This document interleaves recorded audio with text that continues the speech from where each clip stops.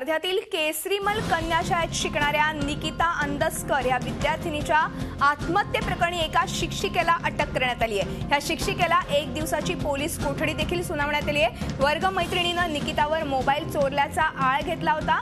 ही बाब वर्ग शिक्षिकेपर्यंत पोहोचली आणि ह्यावेळी निकिताने मोबाईल चोरला नसल्याचं शिक्षिकेला वारंवार सांगितलं, मात्र शिक्षिकेनं तिचं ऐकलं नाही।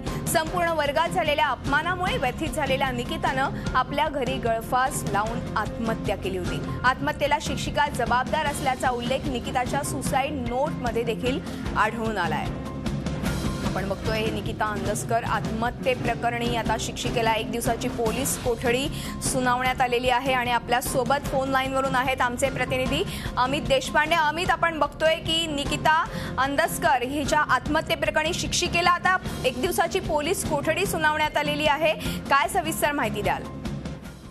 मधुरा, ज्या प्रकारे निकिताने आपला सुसाईड नोटमध्ये या शिक्षिकेचं नाव जे लिहिलं होतं आणि तिथे आत्महत्या करण्याला ही शिक्षिका जबाबदार असल्याचं तिने या सुसाईड नोटमध्ये लिहिलं होतं। त्या आधारे पोलिसांनी 2-4 दिवस या घटनेला तपास केला आणि त्यानंतर आता जी शिक्षिका आहे हिला पोलिसांनी अटक केलेली आहे आणि या सगळ्या या अटकेनंतर 1 दिवसाचा पोलिसांची कस्टडी मिळालेली आहे। त्या आधारे पोलीस अधिक तपास जे आहे या शिक्षिकेचा करणार आहे। तिच्याकडनं जी माहिती PCR मध्ये मिळेल त्या आधारानंतर हे नेमकं काय प्रकरण होतं, याच्यामध्ये अजून काय विविध पैलू निघतात का किंवा नेमकं प्रकरण या प्रकरणामध्ये अजून काही बाबी समोर येतात का, हे पोलीस आता या सगळ्या माध्यमातून तपासून बघणार आहेत।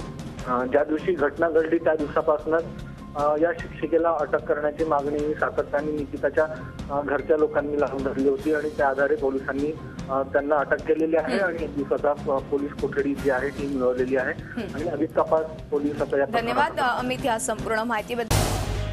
झी 24 तास रहा एक पाऊल पुढे।